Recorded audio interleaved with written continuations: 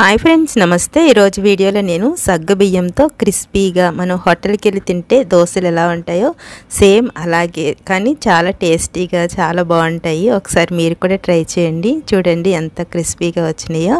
అలాగే ఇది మనం చేసుకోవడానికి ఒక కప్పు సగ్గుబియ్యం తీసుకున్నాను. ఇవి పెద్ద సగ్గుబియ్యమే. చూడండి, ఇవి కొన్ని చిన్నగా కూడా ఉంటాయి కదా, వీటిని ఒక కప్పు తీసుకోండి.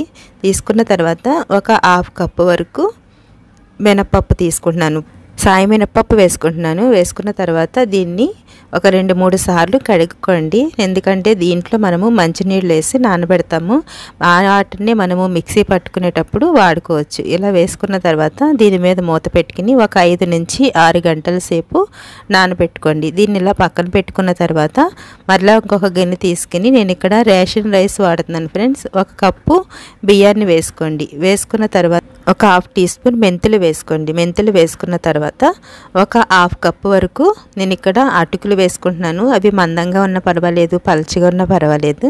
దీన్ని కూడా ఒక 2 సార్లు నుంచి 3 సార్లు మంచిగా వాష్ చేసుకోండి. వాష్ చేసుకున్న తర్వాత ఇప్పుడు దీంట్లో వాటర్ వేసుకుని మంచినీళ్ళు వేసుకుని మూత పెట్టుకుని దీన్ని కూడా ఒక 5 నుంచి 6 గంటల వరకు ఇలాగ నానబెట్టుకోండి. నానబెట్టిన తర్వాత చూడండి, ఇప్పుడు 5 గంటల తర్వాత సగ్గుబియ్యం అలాగే మినపప్పు మంచిగా నానిపోయినాయి. చూడండి, ఇలాగా నానిపోవాలి. నానిన తర్వాత వాటిని కూడా ఒకసారి చూద్దాము.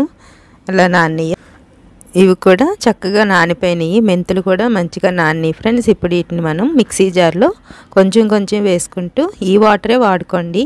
వేసుకుంటూ మెత్తని పేస్ట్ లాగా మిక్సీ పట్టుకోవాలి. చూడండి, నేనైతే ఈ వాటరే యూస్ చేసుకుంటున్నాను. ఇలా వేసిన తర్వాత మెత్తని పేస్ట్ లాగా ఇలాగ మిక్సీ పట్టుకోవాలి. ఇలా మిక్సీ పట్టిన తర్వాత దీన్ని ఒక గిన్నెలో వేసుకోండి. అలాగే ఉన్నదంతా కూడా ఇలాగే మిక్సీ వేసుకుని ఒక దాంట్లో వేసుకోండి. వేసుకున్న తర్వాత ఇప్పుడు దీన్ని మనము చేత్తో మంచిగా 2 నుంచి 3 నిమిషాలు మంచిగా ఇలాగ కలుపుకోండి. చూడండి, ఇదంతా కలుపుకోవడం వల్ల ఎయిర్ బబుల్స్ అనేవి ఫామ్ అవుతుంది. మంచిగా పిండి అనేది పులుస్తుంది. ఇప్పుడు మూత పెట్టుకుని తెల్లారి మార్నింగ్ చూద్దాం. నేనైతే బ్రేక్ఫాస్ట్కి రెడీ చేస్తున్నాను ఫ్రెండ్స్. చూడండి, ఇలాగా మంచిగా అయింది కదా. ఒకసారి దీన్ని ఇలాగా మంచిగా కలుపుకోండి. ఇలా కలిపిన తర్వాత ఇప్పుడు మనం మార్నింగ్కి బ్రేక్ఫాస్ట్కి ఎంతైతే యూస్ చేసుకుంటామో అంత ఒక గిన్నెలోకి తీసుకుని కొంచెం సాల్ట్ వేసుకోండి. సాల్ట్ వేసుకుని ఇదంతా బాగా కలిసిన తర్వాత ఇక్కడ నేను స్టవ్ మీద ప్యాన్ పెట్టుకుని ఒక డ్రాప్ ఆయిల్ వేసుకుని ఇలాగ టిష్యూ పేపర్తో ఒకసారి తుడిచేసుకోండి. తుడిచిన తర్వాత మనకి ఎంత పలుచగా కావాలంటే ఏ దోశ అయినా వేసుకోవచ్చు. ఎగ్ దోశ, మసాలా దోశ, అలాగే కారం దోశ ఏదైనా వేసుకోవచ్చు. ఇలా వేసిన తర్వాత కొంచెం ఆయిల్ని అప్లై చేసుకో ఇలాగా ఎర్రగా అయ్యే వరకు మనం మంచిగా ఫ్రై చేసుకుంటే చక్కగా దోశలు అనేవి మంచి కలర్ కూడా వస్తాయి. మీకు నచ్చినట్లయితే లైక్ చేయండి, షేర్ చేయండి ఫ్రెండ్స్. అలాగే ఫస్ట్ టైం చూస్తున్నట్లయితే సబ్స్క్రైబ్ చేసుకోండి. Thanks for watching.